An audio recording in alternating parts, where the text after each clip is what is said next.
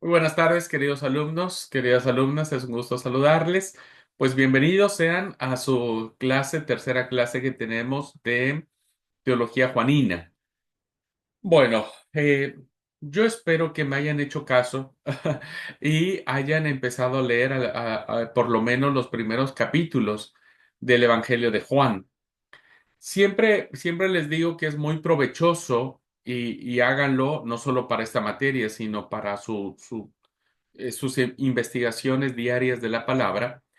Traten de hacerlo en dos versiones o en tres versiones. En términos de la versión, este, diríamos, protestante o evangélica, podríamos nosotros consultar lo que es la nueva traducción viviente, la nueva versión internacional, la Dios habla hoy, la palabra de Dios para todos, ¿verdad? Que son traducciones alternas al texto. Siempre les digo que traten de buscar las Biblias comentadas, ¿verdad? Las Biblias de estudio. Entonces eso les va a dar mucha luz. En ese sentido, les recomiendo que puedan leer en Biblias católicas, ¿no?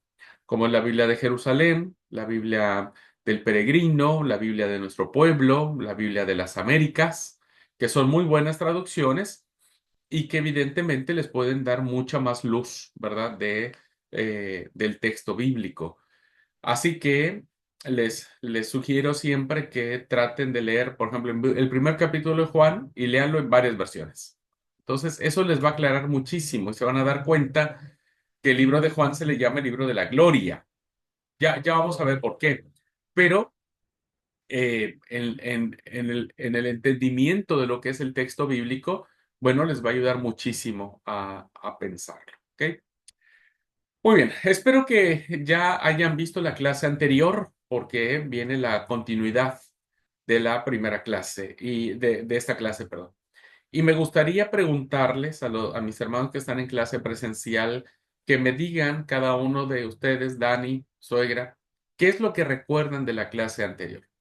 Recuerden que en la clase anterior veíamos qué era lo que rodeaba, en qué circunstancias se escribe el cuarto evangelio, ¿verdad? Entonces, lo que recuerden de la clase anterior, todo lo que recuerden, me gustaría mucho poder escucharle.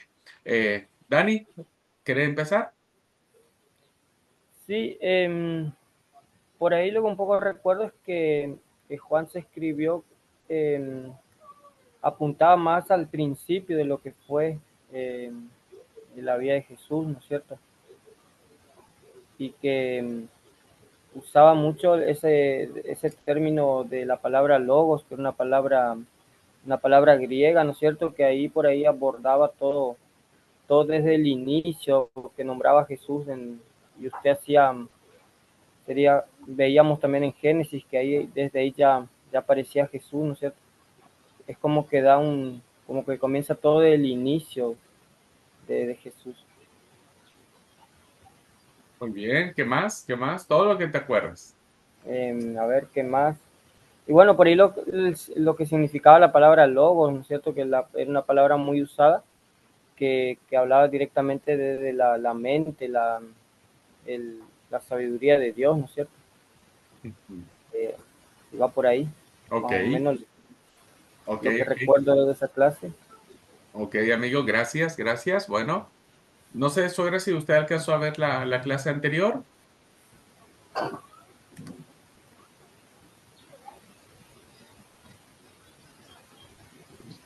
Sí, un poco, no la, concluí, pero, lo que, acá alcancé a notar es que dice que cuando se comparte con los griegos la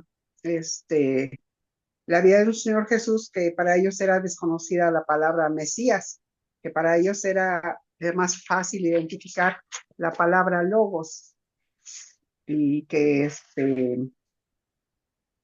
pues antes, ellos tenían dos grandes, dice que, concepciones de lo que era la palabra logos. Sí, pues sabemos que palabra quiere decir verbo y que se refiere al Hijo de Dios y que estaban tanto el Padre como el Hijo unidos en ese pensamiento de la creación, porque habla de hagamos, ¿sí? Y nos damos cuenta ahí del poder de la palabra, porque Dios no dice que no, en este inicio no habla de utilizar sus manos, simplemente habla de hacer, expresa con ese poder y todo es hecho, más o menos. Bueno, bueno, muchas gracias. Gracias a ambos por refrescarnos un poco la idea. Bien, no olviden, hermanos, que lo que nosotros aprendimos en la clase anterior es que eh, más o menos en qué año se escribe Juan.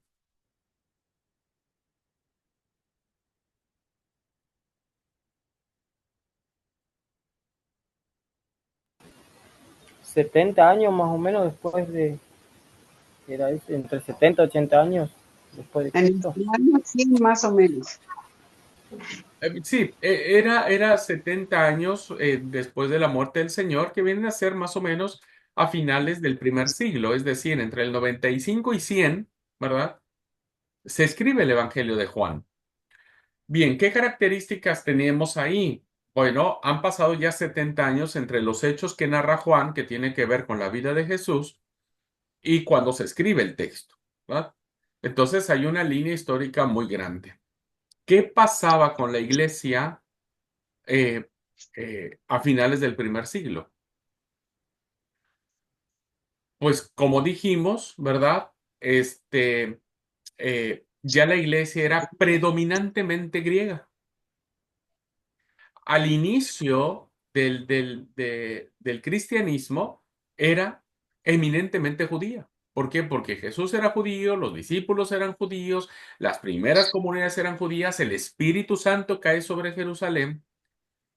Entonces, el inicio del cristianismo es profundamente judío. Pero conforme pasó el tiempo, el judaísmo se convirtió en un enemigo poderosísimo del cristianismo, es decir, los judíos terminan haciendo componendas con el emperador en turno para destruir a los cristianos. Entonces, ya para finales del primer siglo, ¿verdad? La iglesia evidentemente no solo tiene como peligro el imperio romano, sino también a los judíos en sí mismos. Y entonces la iglesia, que es ahora predominantemente gentil, habría que explicarle con sus palabras, con sus conceptos, con sus categorías, habría que explicarles lo que significaba el mensaje de Jesús, la persona de Jesús. Y entonces, la primera idea que tenemos sobre esto que Juan dice es acerca de la palabra logos. Y como vimos, la palabra logos tiene dos acepciones, palabra y razón.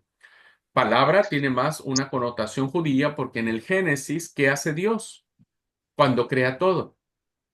Usa la palabra, ¿verdad? Solo el poder de su palabra. Y entonces todas las cosas fueron creadas. Pero como los griegos, que eran miembros de la iglesia, no estaban familiarizados con las escrituras antiguas, es decir, no estaban familiarizados con los relatos de la creación, Adán y Eva, etcétera, etcétera, Juan utiliza el término razón, ¿verdad? Que es el logos, la razón, el conocimiento, la sabiduría de Dios. Porque no olviden, hermanos, que los griegos tenían como principal objetivo el conocimiento, alcanzar el conocimiento, porque ellos creían que en la medida en que ellos conocían más, escalaban en las esferas del conocimiento, llegaban más a la divinidad, comprendían mejor la mente de Dios. Este dato es sumamente importante que ustedes no lo pierdan de vista porque lo vamos a referir constantemente en la teología juanina, ¿verdad? Constantemente. Y entonces vamos a encontrar claramente que los griegos, ¿verdad? Amaban la sabiduría, amaban el conocimiento, anhelaban el conocimiento, ¿no? ¿Y qué sucedía? Pues que evidentemente cuando Juan presenta a Jesús, dice, bueno, perfecto, Jesús es la sabiduría de Dios encarnada, es Dios mismo que se encarna viniendo el conocimiento a habitar entre nosotros. Eso fue un choque muy grande para los griegos. O sea, fue un choque muy grande porque sus dioses, los dioses con los que ellos aprendieron cuando eran niños, jóvenes, pues no bajaban a su creación, no bajaban con sus criaturas. Pero el Logos de Dios, que es Jesucristo, no solo baja a vivir con los suyos, ¿verdad? Sino que es Dios mismo, ¿no? Entonces, este dato es muy importante, hermanos, porque de esta acepción, escúchenlo bien, anótenlo, memorícenselo, porque esto que les acabo de decir, dentro de poco tiempo, ¿verdad? Nosotros le vamos a llamar gnosticismo. Gnosticismo. Y el gnosticismo será la corriente herética que el texto o la teología juanina va a atacar profundamente. El gnosticismo. Entonces, cuando yo les pregunté en un examen, ¿qué es el gnosticismo? No es otra cosa más que una corriente del pensamiento griego que anhela alcanzar las realidades divinas por medio del conocimiento.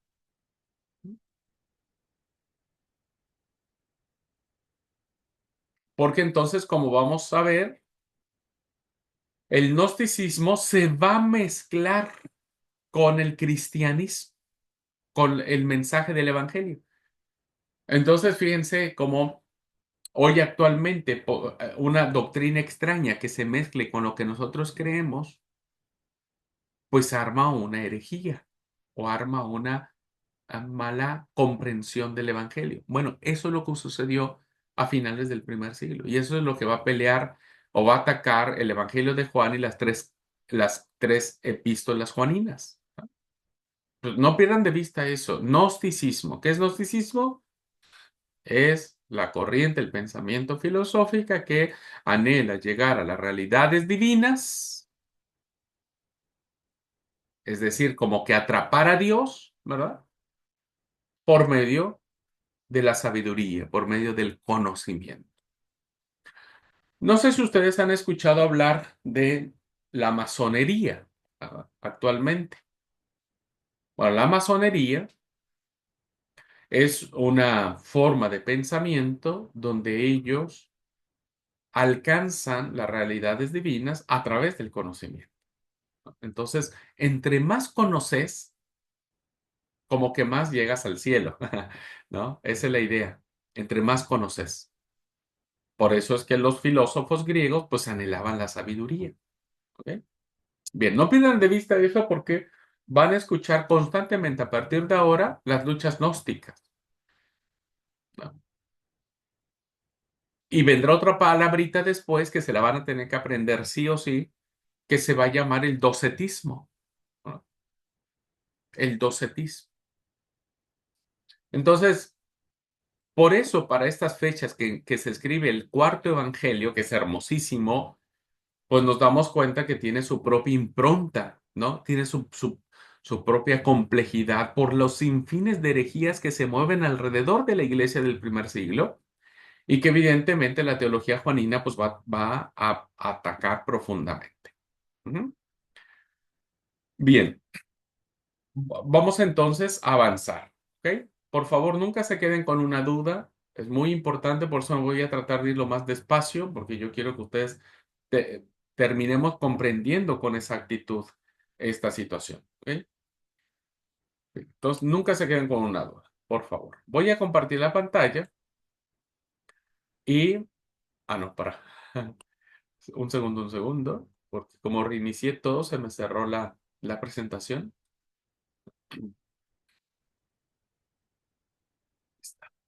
Bien.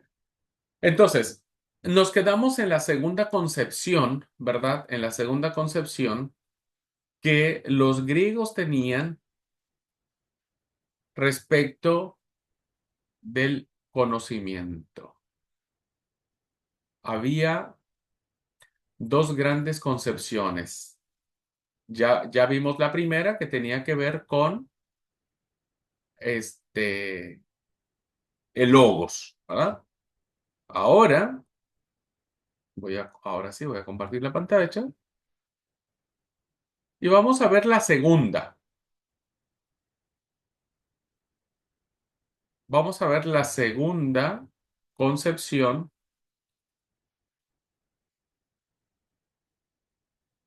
que tenía la mentalidad griega y que lo vamos a ver reflejado en el escrito del Evangelio de Juan. Dijimos que la primera era el logos, ¿verdad? La segunda tenía que ver con la idea, queridos alumnos, de que hay dos mundos, ¿no? Dos mundos. ¿Qué significaba esto? Cómo este pensamiento de la concepción de dos mundos chocaba profundamente con el Evangelio de Jesucristo. Bien, los griegos siempre pensaban en dos mundos, siempre. Ellos creían que había dos mundos. Uno era el mundo en que nos movemos, en el que vivimos, en el que estamos, ¿no? Este mundo, ¿no? Ahorita, si ustedes dan una vuelta a lo que hay a su alrededor, ese es el mundo nuestro. Un mundo que, según los griegos, es maravilloso a su modo. O sea, es lindo, sí. Ustedes vean lo que hay a su alrededor, todo es lindo, pero los griegos creían que este mundo en el que nos estábamos moviendo nosotros era un mundo de sombras. Era como una copia de un mundo perfecto. Y que entonces las cosas que nosotros vivimos en este mundo son irreales. No existen como tal. Así que lo primero que pensaba un griego era que vivimos aquí, en este tiempo, en este momento, con lo que nos rodea, lo que está a nuestro alrededor, pero es solo una sombra, es una copia. Y muchos griegos pensaban que era una mala copia. La pregunta es, ¿por qué una mala copia? Porque evidentemente hay otro mundo. El otro mundo era el mundo real, en el que las grandes realidades de las que nuestras cosas terrenas solo son copias pobres y pálidas permanecen para siempre. Es decir, para los griegos, el mundo invisible era el mundo real. El mundo visible era solo una sombría irrealidad. Lo explico. Los griegos pensaban que en algún lugar, no sabían dónde, pero en algún lugar había otra realidad, ¿no? Una realidad alterna donde quienes vivían en ese mundo, pues todo era perfecto, absolutamente todo era perfecto. Y si comparaban, los griegos comparaban lo que vivían en el mundo perfecto, en el mundo que no, en el cual no vivimos, pero ellos creían que era un mundo perfecto. Entonces, lo que nosotros vivíamos en este mundo era simplemente copias pobres y pálidas. Eran, o sea, que todo lo que nosotros estamos viviendo hoy actualmente, pues simplemente es nada, ¿no? Es como una copia barata, como una copia falsificada, porque hay otro mundo perfecto, hay un mundo perfecto. El ejemplo más claro que tenemos es la idea platónica del mundo de las ideas. Entonces, el gran famoso Platón, famoso filósofo Platón, perdón, decía, en este desarrollo de conocimiento, decía, bueno, el mundo de las ideas es el mundo más perfecto. No el mundo real, no el mundo este donde yo estoy tocando un celular, donde estoy tocando un, ¿cómo se llama? Un control del aire acondicionado. No, no, esa es una sombra barata. Para Platón, la idea era que en el mundo de nuestras ideas todo era perfecto. Por eso Platón decía que en algún lugar, no sabemos dónde, pero en algún lugar está el modelo perfecto de una mesa. Ustedes ven la mesa de su casa que puede ser muy bonita. Bueno, para los griegos esa mesa era imperfecta comparado con una mesa perfecta que podría estar en un mundo real, ¿no? Entonces, el modelo perfecto de una mesa del que todas las mesas de este mundo son copias imperfectas. O sea, no hay ninguna mesa, por más linda que haya acá, que se compare con la mesa que existe en el mundo real para los griegos. Platón decía, ¿verdad?, que en algún lugar está el modelo perfecto de lo bueno y de lo bello, del que toda bondad y bellezas terrenas son solo copias imperfectas, ¿no?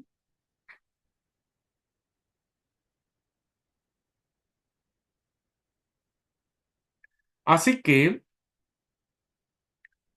eh, había dos mundos.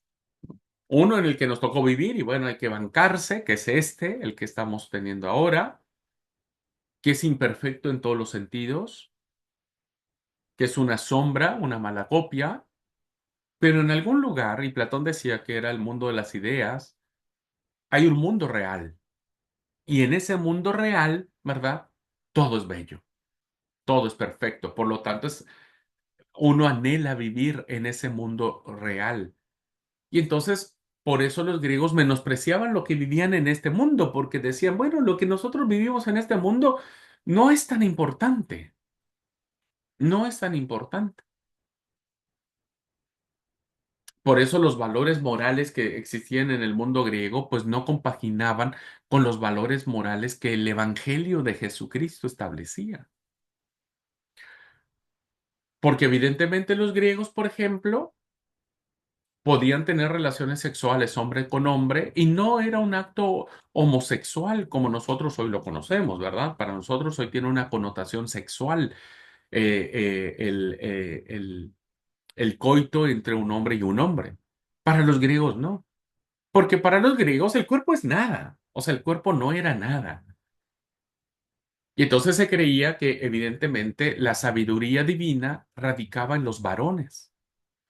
Y tener una relación sexual, ¿verdad?, donde había una penetración, para ellos era una forma de transmitir el conocimiento, de adquirir el conocimiento. Por eso veían las relaciones sexuales entre hombres como muy normales, muy deseables, diríamos, ¿no? No eran catalogadas como hoy nosotros las conocemos, porque era tal el concepto que tenían de la realidad del mundo que decían, bueno, haced de tu cuerpo lo que bien te plazca, eso no tiene nada que ver. Lo importante es cómo adquirir la sabiduría y el conocimiento correcto y exacto de las cosas que nos lleven a las realidades divinas. Eso era lo verdaderamente importante. Así que la, la gran realidad y la gran realidad, la idea suprema, el modelo de todos los modelos y la forma de todas las formas era Dios. Era Dios. Entonces, pues ellos querían alcanzar ese modelo perfecto, ese mundo real donde todo es perfectísimo. Y entonces por eso los griegos pues estaban muy, muy enfatizados en la vivencia de sus divinidades, ¿no? Entonces cuando llega la persona de Jesús, pues hay como para ellos una idea de decir, mira, por fin, ¿verdad? Pero ellos no lo veían a Jesús como un salvador, como el que perdona los pecados, sino lo veían básicamente como un medio para alcanzar sus fines personales. Y ese era el grave problema en la iglesia, ¿verdad? Así que el gran problema que nos enfrentamos con esta concepción que había en ese momento era cómo salir de este mundo de sombras y cómo entrar en el mundo de la realidad. O sea, ese era el anhelo de todos. O sea, si a los griegos le dijeran, mira, tenés que hacer esto para dejar este mundo imperfecto e irte a un mundo perfecto, los griegos iban y lo hacían perfecto. O sea, lo hacían sin miramientos. Es allí, queridos alumnos, ¿verdad? Donde Juan declara que eso es precisamente lo que Jesús nos capacita para hacer. Pero no para una satisfacción personal de la vida, ¿no es cierto? De intereses personales, sino para una cuestión de salvación, una cuestión de salvación, que iba respecto de entender el conocimiento de Dios. Bien, hago una pausa pequeña y quiero preguntar a mis hermanos que están en clase presencial si vamos bien, si me estoy dando a entender. Por favor, háganmelo saber si tienen alguna pregunta, alguna duda. Hasta aquí estoy planteando a grandes rasgos, ¿verdad? ¿Cuál era este problema de los dos mundos que creían los griegos que existían? Está muy clara la explicación. Bueno, para mí yo creo que sí está entendible. Va muy bien. Muy bien, Sí, perfecto, sí, sí, sí, hermano, se entiende. muy bien. Entonces, por favor, les digo, yo quiero irme lo más lento porque, por si no, a veces entre tantas cosas terminamos, perdidos. Ok, Muy entonces bien. ahora, el problema que tiene Juan es decir, bueno, ¿cómo les explico, verdad? ¿Cómo les digo? ¿Cómo les hago entender que es algo distinto a lo que ellos están pensando que pueden adquirir? Y entonces, así como fue la primera acepción que dijo, ah, bueno, miren, Jesús es el Logos de Dios. Eso vimos la clase pasada. Ese es el logo de Dios. Bueno, ahora Juan les va a decir a ellos lo siguiente, dice, le va a decir a los hermanos griegos, Jesús es la realidad. Esa realidad perfecta que ustedes piensan que hay un mundo entero, bueno, Jesús es esa realidad perfecta. ¿Tanto lo querían? Bueno, Él es la realidad perfecta. Y esa realidad perfecta ha venido a este mundo imperfecto, ¿no? Ha venido a este mundo, ha venido a esta tierra. Por eso es importante el capítulo 1 de Juan, que es importantísimo que ustedes lo lean. Y la luz vino al mundo, ¿verdad? Y también dice, y vimos su gloria. Y primera carta de Juan nos dirá, y nosotros lo vimos y lo palpamos y lo tocamos. Bueno, Juan está diciendo entonces que Jesús es esa realidad. Entonces, vean el juego de palabras que aparece en el texto bíblico. La palabra griega para real, la palabra real, es aletinos. Esa es la palabra griega, aletinos, que está íntimamente relacionada con otra palabra griega que es aletenes. Y eso y esa palabra aletenes significa verdadero. Entonces, vean cómo aletinos es real, aletenes significa lo que es verdadero, y si se junta con aletheia, significa que es la verdad, ¿no? Es la verdad. Y cuando algo es verdadero, pues no hay sombra de duda, no hay algo que diga, y esto puede sonar falso. Bien, con estas palabritas son las que va a usar el escritor de Juan y la antigua versión Reina Valera 1909 junto con la 1960 va a traducir la palabra aletinos que sí que es real, es decir, no le pone la palabra real, sino lo traduce como aletinos, que básicamente es aletenes, espero no estarlos confundiendo, pero lo único que quiero decir es que La antigua versión Reina Valera prefiere traducir la palabra letinos como aletenés. Y los versículos que aparecen allí, pues dan muestra de eso, ¿verdad? Muchos biblistas creen que en vez de haberle dicho, haber puesto la palabra verdadero, lo mejor era haberlo traducido como la palabra real, lo que es real. Y entonces por eso podemos ver en Primera de Juan, permítame un segundito, voy por mi Biblia.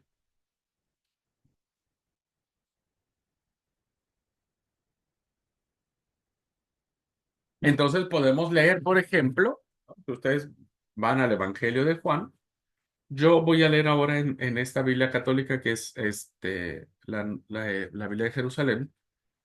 Y por ejemplo, en Juan 1:9, esta Biblia la traduce de lo siguiente.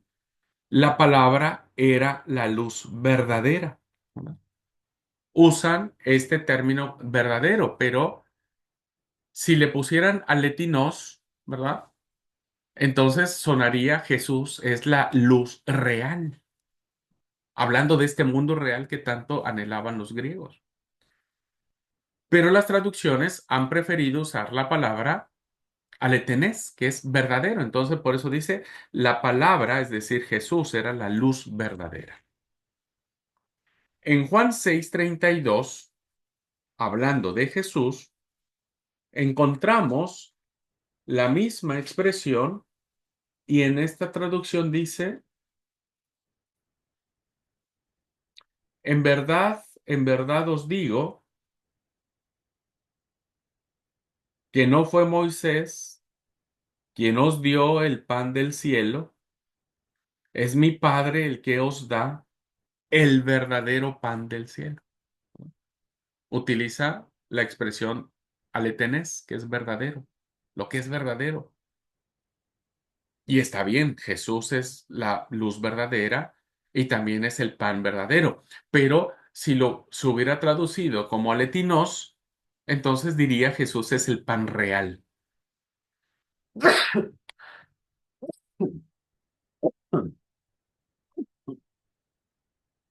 Perdón, hermanos, perdón. Lo mismo sucede en el capítulo 15, cuando el evangelista va a decir en el capítulo 15, versículo 1, yo soy la vid verdadera. Utiliza la expresión verdadera. Si lo ponemos, ay, perdón, hermanos, perdón. Alguien se está acordando mucho de mí. Si usamos la misma experiencia, bueno, tendría que decir, yo soy la vid real, ¿verdad? Y lo mismo aparece en el capítulo 8, versículo 6.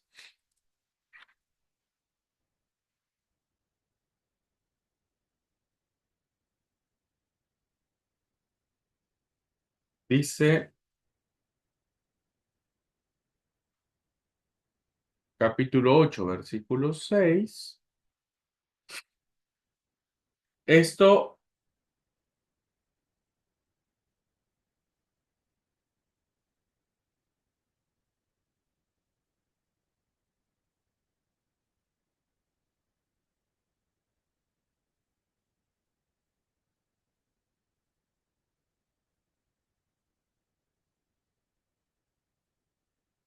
no, es 8:16. Yo estaba pensando 8:6, digo, no tiene que ver.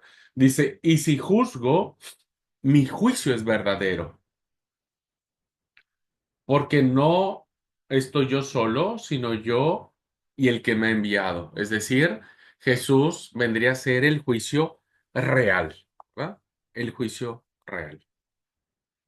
Entonces, ¿qué podemos entender de esto? ¿Cuál es la conclusión?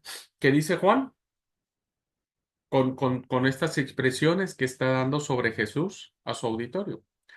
Bueno, está diciendo que Jesús es el único que encarna la realidad en nuestro mundo de sombras e imperfecciones. Es el único que va a encarnar esta realidad, que viene a ser parte de esta realidad de sombras y de imperfecciones, de este mundo en el cual nosotros estamos viviendo. Y entonces lo que va a hacer Jesús al venir a este mundo es transformar este mundo. Este mundo de sombras y de imperfecciones va a ser transformado por el Señor. ¿Por qué creen ustedes, hermanos, entonces ahora podemos entender un poco más Juan 3:16? ¿Qué dice Juan 3:16? Porque de tal manera amó Dios a quién. Ahora entienden por qué dice mundo.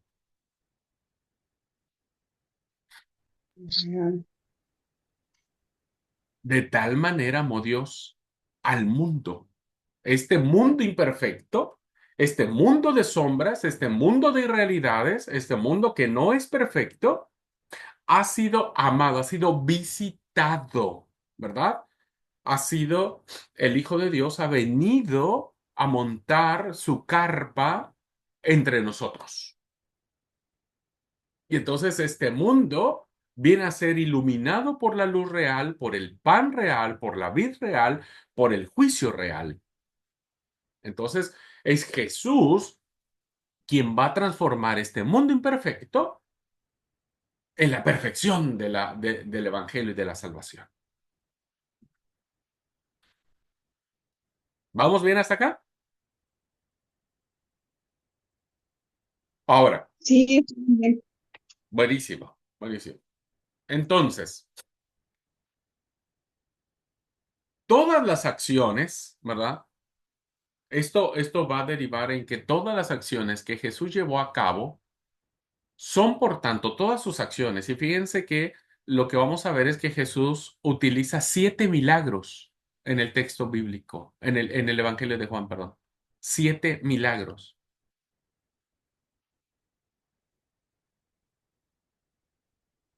Y cada uno de ellos va a reflejar la gloria de Jesús. Entonces, todas las acciones que Jesús lleva a cabo son, por tanto, no solo hechos que ocurrieron en el tiempo, es decir, no solamente es porque Jesús fue a una boda en Caná de Galilea, ¿verdad? Y puede ser como un dato curioso de que Jesús haya ido a la boda de dos chicos y que fue con sus discípulos y que, bueno, termina el vino y él termina convirtiendo el agua en vino. No solamente es eso, sino más bien se convierten en ventanas por las que se nos permite contemplar la realidad divina. Esta transformación del agua en vino tiene una connotación profundamente teológica. ¿Por qué? Porque eran 6 las tinajas y el 6 en la mentalidad judía es lo imperfecto, lo inacabado, lo incompleto. Jesús representa el vino nuevo. Él vendría a ser la 7ª tinaja. Y el número 7, ¿verdad? Significa lo pleno, lo total, lo perfecto. Entonces Jesús se convierte en la 7ª tinaja del vino nuevo, del vino de la reconciliación, el vino del gozo, el vino de la plenitud, ¿no? El vino que nos hace seguir gozando de la fiesta espiritual, del banquete, de las bodas del Cordero. Entonces, las cosas que cuenta Juan, el Evangelio de Juan, vendrán a formularse como una ventana que nos va a permitir un poquitito contemplar un atisbo de la gloria de Dios. Eso es lo que Juan quiere decir cuando habla de los milagros de Jesús como señales, como señales. Vean, solo para que ustedes analicen, si ustedes ya leyeron los primeros capítulos, seguramente ya se dieron cuenta. En el capítulo 2 que habla acerca de este primer milagro de Jesús que tuvo que ver con ir a una boda, etcétera, y convertir el agua en vino, Vean cómo termina esta historia. En el capítulo 2, versículo 11. ¿Alguien quiere leerlo? No sé, Dani o Sora, si tienen su Biblia en la mano y quieran leer este versículo. Capítulo 2, versículo 11. Esa es la clave para entender cómo estos eventos, estas narraciones de milagros terminan siendo una ventana, un signo, una señal. Capítulo 2 verso 11. Sí, 2:11. Esta fue la primera de las señales milagrosas que Jesús hizo. Sucedió en Caná de Galilea. Así mostró su grandeza y sus seguidores creyeron en él. Gracias, Dani. Vean entonces que al finalizar del relato, Juan nos va a decir que esa es la primera señal o el primer signo. Hay otras versiones que dicen signo. Acá yo tengo esta traducción que dice, este fue el comienzo de los signos que realizó Jesús en Caná de Galilea, donde manifestó su gloria, doxa, ¿no? O shenikah, como ustedes quieran decirle. Doxa en griego, shenikah en hebreo. Es decir, que los 7 milagros que Juan va a utilizar para transmitir su mensaje a través de este evangelio va a ser a través de estos signos, de estas señales, ¿no? Y cada una de estas señales va a representar, va a establecer la gloria de Dios. Por eso es fundamentalísimo. Porque cuando hablamos de la gloria de Dios, lo estamos haciendo en términos del Antiguo Testamento, ¿no?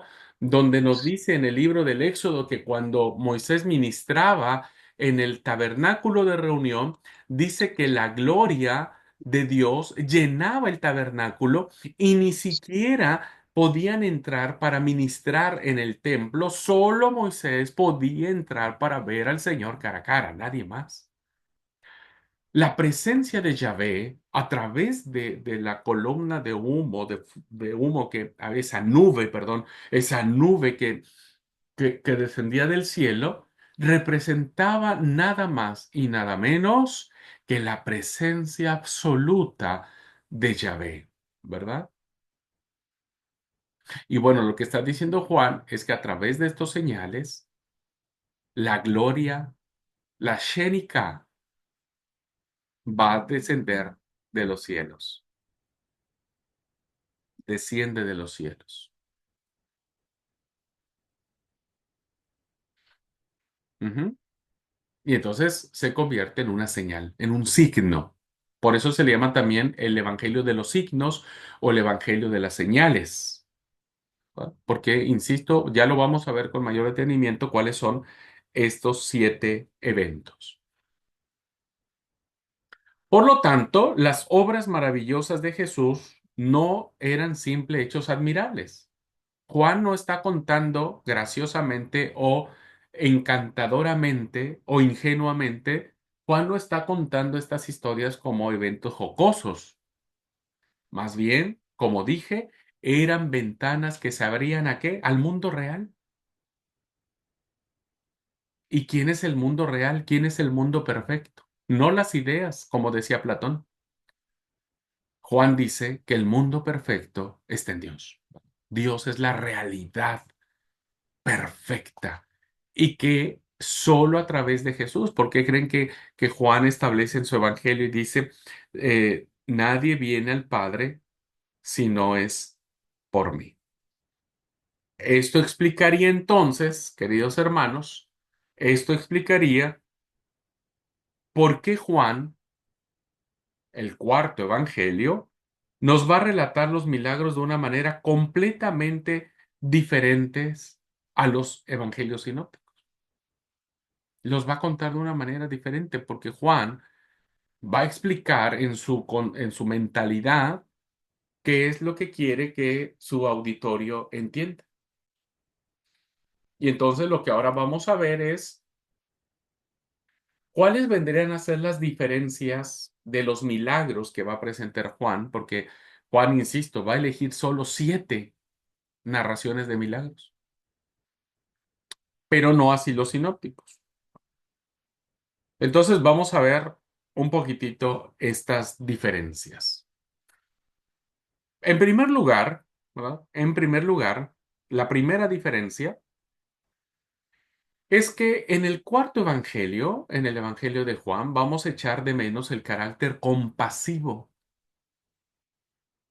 No es que no exista, no es que Juan no crea que Jesús sea compasivo, simplemente que la composición de sus relatos va a prescindir de este carácter compasivo que sí se encuentra en los relatos de los otros tres evangelios.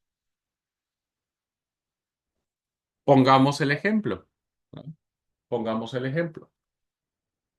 Miren, si nosotros vemos, por ejemplo, los sinópticos en Marcos, Marcos 1:1, perdón, 1:41, dice el evangelista Marcos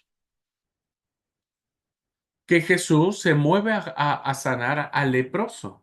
¿Alguien me ayuda a leer estos versículos? Vamos, así hacemos participantes a los que están en clase presencial. Los que estén en clase grabada, no den por hecho, abran su Biblia, busquen las citas, léanlas. Por favor, eso se los pediría encarecidamente. No solo escuchen, lean su Biblia, subrayen su Biblia, hagan sus notas, ¿verdad? Bien, ¿qué dice Marcos 1:41? Y Jesús, teniendo misericordia de él, extendió la mano y le tocó y le dijo, quiero, sé limpio. Muy amable. Entonces, ¿qué es lo que hace Jesús con el leproso? Dice que extendió la mano y expresó, quiero. Claro, extendió la mano, pero ¿cuál era la actitud que tiene Jesús al, ¿cómo se llama? Al sanar al leproso? Tenía misericordia. Se compadeció, ¿verdad? Hay una acción de compasión, tuvo misericordia, tuvo un dolor Jesús en sus entrañas, en su ser interno cuando ve a este leproso. Bueno, todos sabemos lo que es el tipo de la lepra. Todos los evangelistas nos muestran a un Jesús que tiene compasión. Marcos 5:22, ¿quién quiere leer? Ahí yo tengo. Sí, por favor.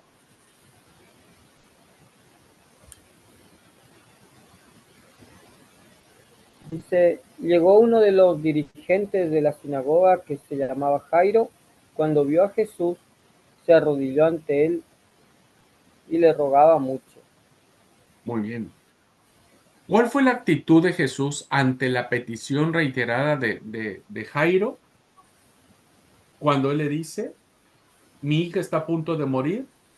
¿Qué dice el versículo 34, 24, perdón, 24, Dani? Jesús se fue con él y mucha gente lo siguió. O La sea, gente, sí, es solo hasta ahí, amigo. El punto bueno, es, y Jesús fue con él. Es decir, que no fue ajeno, ¿verdad? Los evangelios nos muestran a un Jesús que no es ajeno al dolor que está sintiendo Jairo ante la muerte de su hija. Marcos 9:14.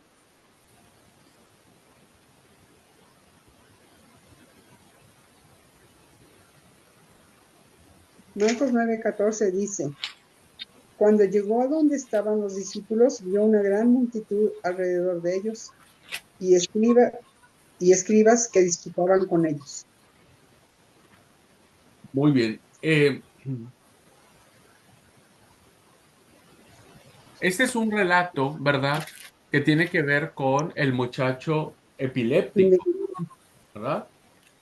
Y Sí. entonces, vean cómo los discípulos no pueden sacarle, ¿verdad? Y entonces, y Jesús dice el versículo 19, generación incrédula, ¿hasta cuándo voy a estar con ustedes? ¿Hasta cuándo estaré con ustedes? Tráiganmelo.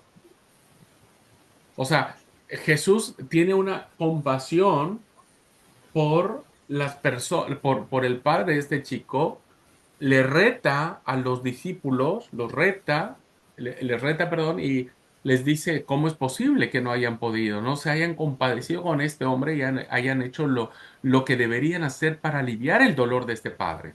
Y Jesús dijo, bueno, listo, tráiganlo. Y finalmente Lucas 7:14, Dice 14 o 15. perdón, 15, amigo. Dice, el joven se sentó, empezó a hablar y Jesús se lo entregó a su mamá. Muy bien, entonces vean cómo esta acción tierna de tomar al chico, ¿verdad? Que estaban a punto de ir a enterrar y lo devuelve a la mamá, ¿verdad? Se lo da, como diciendo, tener, disfrutar nuevamente a tu hijo. Bien, estos ejemplos, ¿verdad? Solamente hacen reflejar cómo los evangelios sinópticos al momento de presentar este tipo de milagros van a resaltar el carácter compasivo de Jesús. Pero no va a suceder así en el cuarto evangelio. En el cuarto evangelio, ¿verdad? ¿Qué es lo que va a suceder? Ya leímos Juan 2 y no es 4 sino es Juan 2:14 si no mal recuerdo. Y leímos en ese evangelio que decía que después del milagro de Caná de Galilea, Juan comenta, esta es la primera de sus señales que Jesús hizo en Caná de Galilea, eso ya lo leímos, y manifiesta su gloria. Entonces, es el libro de la gloria. Otro signo que aparece en el Evangelio de Juan, que es la resurrección de Lázaro. ¿Quién quiere leer 11:4 de Juan?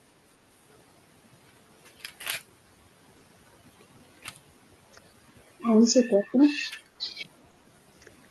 dice,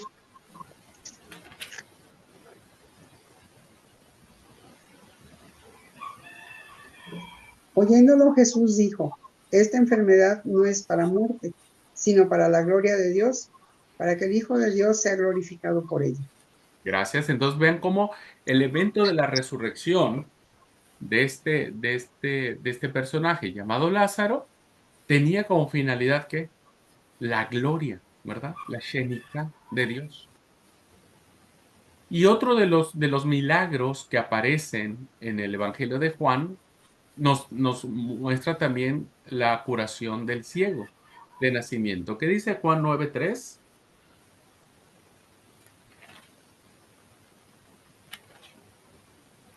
Dice, Jesús le respondió, no es que hayan pecado ni él ni sus padres.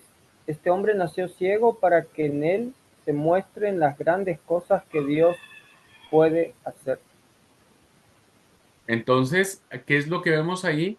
Pues que este milagro que Juan nos va a platicar sobre la curación del ciego de nacimiento, otro de los milagros que utiliza Juan, lo va a narrar con la intención de demostrar la gloria de Dios. Sí, Es decir, no es que para Juan, el evangelista, no hubiera amor ni compasión en los milagros. O sea, no es que no mostrara un Jesús compasivo, sino más bien Juan veía que en esos milagros podía y debía manifestarse la gloria como la realidad de Dios, que se abre paso en el tiempo y a las condiciones humanas. Y vean entonces cómo este evangelio va a ser profundamente énfasis en demostrar con estos milagros la gloria de Dios. Así que esta es una de las diferencias que existe entre los sinópticos y el evangelio de Juan. ¿Ok? Ahora, la segunda diferencia es que a menudo los milagros de Jesús en el cuarto evangelio van acompañados de largos discursos. Esta es una característica muy especial del cuarto evangelio. Juan pone en labios de Jesús discursos muy largos, muy profundos, que a menudo, no siempre, después de un milagro, viene una enseñanza. Por ejemplo, tenemos el milagro de la multiplicación de los panes y de los peces, que según el capítulo 6 va seguido de un largo mensaje explicando qué es y quién es el pan de vida. Ustedes lo pueden verificar con sus ojos. Ustedes ven el capítulo 6 después de este milagro, la multiplicación de los panes y los peces, viene este largo mensaje, este discurso de Jesús explicando esta situación. Otro ejemplo lo encontramos en la curación del ciego de nacimiento, que viene a ilustrar el dicho de que Jesús es la luz del mundo. Entonces aquí, después de que cura al ciego del nacimiento, hay un largo discurso sobre explicar que Jesús es esa luz, ¿verdad? Que se contrapone con la oscuridad. Y finalmente, cuando vemos, por ejemplo, el milagro de la resurrección de Lázaro, conduce al dicho de que Jesús es el camino, perdón, es la resurrección y la vida, ¿verdad? El que cree en mí, aunque esté muerto, vivirá, vivirá. Entonces, para Juan, los milagros no eran simples acontecimientos. Para Juan, los milagros no eran simples acontecimientos que pasaron en el tiempo, sino vislumbres, ventanas de lo que Dios está haciendo siempre y de lo que Jesús y de lo que es Jesús siempre. Estos milagros, vuelvo a insistir, se convierten en las ventanas que nos permiten vislumbrar la realidad. ¿Se acuerdan que empezamos a hablar del mundo real y del mundo imperfecto? Bueno, Juan está diciendo que la realidad perfecta, la belleza perfecta, está en Dios por medio de Jesucristo, del Logos, el Logos de Dios. Ujú.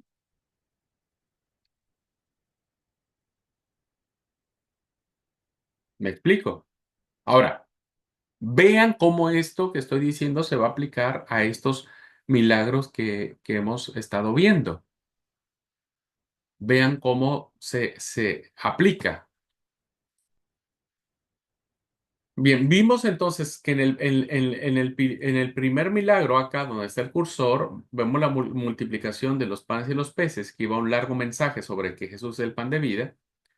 Entonces, la explicación para Juan es que no es solo que Jesús alimentó una vez a 5,000 personas. O sea, seguramente hay otros evangelistas que dicen que Jesús alimentó por lo menos 2 veces a grandes multitudes, sino que para Juan esa era una ilustración de que es siempre el pan de vida real. Jesús es el siempre, siempre Él será ese pan inagotable. Por eso es un pan que no termina, es un pan que se recoge en 7 cestos, ¿verdad? Es un pan perfecto, es un pan que permanece para siempre. Le dijo Jesús a la samaritana en cuanto a, bueno, eso en cuanto al agua, ¿verdad? El que beba de mí no tendrá sed jamás. Y Jesús respecto del pan de vida dice, yo soy el pan que he descendido del cielo, el que coma este pan no tendrá hambre jamás. Entonces vean cómo Juan utiliza ese milagro de la multiplicación para dar esta explicación de la realidad de Dios. En el segundo ejemplo que vimos, la curación del ciego de nacimiento, no es solo que Jesús le dio vista a uno que había nacido ciego, porque ciegos había un montonal en el tiempo de Jesús. Y según los sinópticos, Jesús sanó a muchísimos ciegos, muchísimos ciegos. Pero Juan elige uno, ¿verdad? Elige uno. ¿Con la finalidad de qué? ¿Qué realidad vive un ciego? Pues vive una realidad de oscuridad. Y recuerden que en el texto bíblico la oscuridad representa el caos. Y esa oscuridad nos vuelve al Génesis, nos vuelve al principio. ¿Cómo estaba el mundo? En oscuridad. Estaba en caos, ¿verdad? Por eso lo primero que se crea es la luz. que se contrapone con la oscuridad. ¿Cuál es la realidad que vivía el ciego? Pues oscuridad. Y esa oscuridad significaba el caos, lo imperfecto, ¿no? Lo, lo irreal. Cuando Jesús le da la vista al ciego, y hay una explicación de que él dice, ahora yo soy la luz verdadera, pues evidentemente nos coloca en esta situación de saber que Él es siempre la luz del mundo. Las tinieblas no pueden vencer la luz. La luz siempre vencerá y destruirá las tinieblas. Los poderes terrenales que se asemejan a la oscuridad son destruidos por el Señor, por la luz que es Cristo, la luz real. Y finalmente, en el tercer ejemplo que pusimos, cuando la resurrección de Lázaro, no es que solamente Jesús resucite una vez a Lázaro, resucitó al hijo de la viuda de Naín, resucitó a otras personas, pero Juan utiliza esta resurrección en particular para decir que Él es siempre y para todos los hombres resurrección y vida. La muerte no tiene potestad. Recuerden que la muerte ha sido en todas las culturas y en todos los tiempos signo de derrota, de tristeza, de sentimientos terribles, ¿no? Pero para Jesús, la muerte no es nada, ¿no? La muerte, Pablo después diría que ha sido derrotada por Jesucristo. Entonces vean cómo a través de estos ejemplos, ¿verdad? Se convierten en ventanas. Como dije, ay, perdón, como dije, para Juan, para el escritor de Juan, un milagro no es meramente un hecho aislado, sino una ventana abierta a la realidad de lo que Jesús ha sido siempre y es y siempre ha hecho y siempre lo hará. Es decir, estaba con Dios. Jesús en el principio era el verbo estaba con Dios y el verbo era Dios, ¿no? Jesús ha existido desde siempre, vive hoy en nuestra realidad terrena y vivirá por los siglos de los siglos, por siempre, jamás, ¿no? Expresiones que tienen que ver con que nunca terminará. Vean cómo el Evangelio de Juan va a exaltar la figura de Jesús de una manera poderosísima y lo va a deidificar, lo va a colocar en el plano de Dios. Jesús no es un Dios, como los testigos de Jehová en su mala traducción que tienen de su Biblia lo establecen. Porque los testigos de Jehová en su Biblia traducen Juan 1:1 así.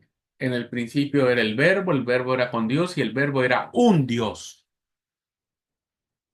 Y esa es una herejía que hasta la fecha está y que millones y millones de personas creen por esta doctrina falsa de los testigos de Jehová. Ellos no creen que Jesús sea Dios. Para ellos, Jesús es un ser intermedio entre Jehová, como le llaman, ¿verdad? Entre Jehová y los ángeles. Así que entre Jehová y los ángeles está Jesús, ahí entre medio, como que ni es Dios, pero tampoco es un ángel. Entonces, por eso lo colocan con esa expresión y es un Dios. Pero eso es una herejía. Juan nunca traduce de esa manera el texto. Jesús es Dios. Y esto es la realidad de que Jesús siempre ha sido, siempre es y siempre será. Increíble, maravillosísimo, es poderosísimo este mensaje del cuarto evangelio. Bueno, finalmente, con todo esto que hemos expresado en clase, hubo un gran investigador llamado Clemente de Alejandría que nace en el 230 después de Cristo, estamos hablando del tercer siglo, que llegó a ser uno de los más famosos y convincentes veredictos acerca del origen y propósito del cuarto evangelio. Porque el cuarto evangelio se empieza a leer desde muy temprano en la iglesia y bueno, todos los cristianos de los siglos lo han leído. Y Clemente de Alejandría dice lo siguiente. Primero menciona qué significa Mateo, Marcos y Lucas.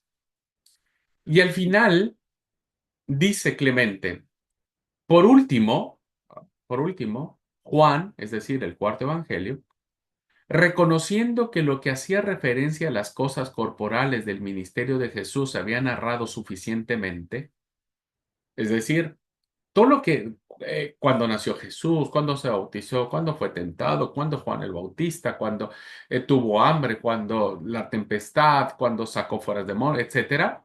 Todo eso ya había sido escrito ampliamente por Mateo, Marcos y Lucas. Clemente de Alejandría dice que Juan, animado por sus amigos e inspirado por el Espíritu Santo, escribe un evangelio espiritual.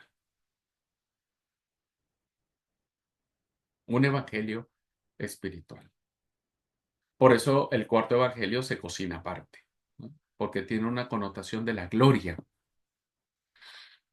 Entonces, si ustedes recuerdan sus clases de Pentateuco del Antiguo Testamento, se van a dar cuenta que en la antigüedad la gloria del Señor era importantísima. Así que Juan decía, no veía los acontecimientos de la vida de Jesús simplemente como sucesos en el tiempo. Los veía como ventanas por las que se ve la eternidad. Por eso el Evangelio es muy profundo. E investigaba el sentido espiritual de los hechos y de las palabras de Jesús, como no lo intentaron los otros evangelistas, porque los otros evangelistas tenían su propia idea, su propia motivación de cómo querían transmitir la, este, la vida de Jesús. Ya lo vimos, Mateo a los judíos, Marcos a los romanos, Lucas a los griegos, ¿no? Pero Juan le escribe a una iglesia ya universal de todos los tiempos, ¿verdad? Para presentar al Jesús de la gloria, al Jesús glorificado, al Jesús que es Dios, que es la palabra, es el logos, que solo a través de él podemos llegar al mundo perfecto, al mundo real que existe solamente en Dios. ¿Ok? Por eso Clemente de Alejandría llega a la conclusión de que este es un evangelio espiritual, que habría que verlo con ojos espirituales para poder sacar las mejores enseñanzas de espiritualidad cristiana. ¿Ok? Así que, como conclusión, podemos decir lo siguiente. Juan presenta a Jesús primero como la mente de Dios, el logos de Dios, la razón de Dios, que había venido a la tierra en una persona humana como nosotros.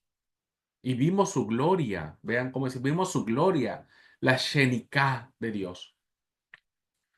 Una persona como nosotros que posee la realidad en vez de las sombras, porque Jesús es la luz real, la vid real, etcétera, y que puede conducir a los hombres de las sombras al mundo real que Platón y los otros grandes griegos habían intuido. ¿Quién es ese mundo real? Pues es Dios, ¿verdad? Es el Padre, la gloria de Dios. Por lo tanto, el Evangelio, que había estado revestido con el ropaje de categorías judías, como era Marcos, Lucas, Juan, ¿no? Con mucho pensamiento judío, asumió por fin la grandeza del pensamiento de los griegos. Entonces Juan se pone al tú por tú, diríamos, de las filosofías griegas que son evidentemente universales. Bueno, si aún ahora subsisten las ideas griegas de Sócrates, Platón, Aristóteles y de todos los grandes filósofos griegos, pues aún persiste el Evangelio de Juan, con la misma fuerza, con la misma impronta para poder rebatir cualquier idea gnóstica que se pueda tener. que se pueda tener. Así que bueno, a manera de conclusión, podemos decir que este era el contexto, este era lo que estaba sucediendo alrededor del evangelista, ¿verdad? Y que lo motiva a escribir el cuarto evangelio. Y que cada palabra que va a utilizar, pues será una palabra evidentemente necesaria para poder explicar quién era Jesús. ¿Quién era Jesús? Muy bien, pues entonces hasta aquí terminamos la clase. Quiero preguntar si hay alguna duda, algún comentario, algo que no haya quedado claro. Acuérdense que ahora les pregunto, pero después vamos a tener el examen y ahí no les voy a contestar. Ahí ustedes van a tener que contestarme a mí. No, estuvo muy bien. Sí, nada más hay que, yo creo que voy a repasar por aquello que se va. No soy muy buena escribiendo rápido, entonces, bueno, sirve de que el repaso me ayuda. Sí, Sí, sí, sí. Recuerden que todo este material yo lo subo a la plataforma y ustedes pues lo pueden consultar, las grabaciones. Siempre les digo, traten de captar las ideas más importantes y esas escríbanlas. Después, en su repaso, pueden transcribir todo lo que ustedes gusten. Pero al menos lo más importante ustedes lo tienen, entonces aprovechan el tiempo de la clase. muy bien. Bueno, Muy, Dani, No, muy lindo, muy interesante, como en comentario por ahí, uno a veces lee los evangelios y no presta atención de que por ahí en los hipnóticos se ve la compasión, ¿no es cierto?, la misericordia de Jesús y ahora estudiando el Evangelio de Juan, como ya trasciende directamente a exaltar a Dios, ¿no es cierto? claro. Eso es algo que si uno no lo estudia de a poco, uno no se da cuenta, no. Muy lindo, muy interesante. Qué bueno, amigos. Bueno, me alegra mucho. Por eso tenemos este seminario para que vayamos aprendiendo y vayamos viendo la Biblia desde otra perspectiva. Por eso siempre les digo, no lean la Biblia como recetas de cocina. La Biblia es más que eso. ¿Me explico? Más que eso. Así que, bueno, pues muchas gracias por su atención, hermanos. Nos vemos la próxima clase, el día de mañana. Mañana tenemos. Y mañana vamos a ver el tema del docetismo y del gnosticismo. ¿Ok? Pero eso nos toca mañana.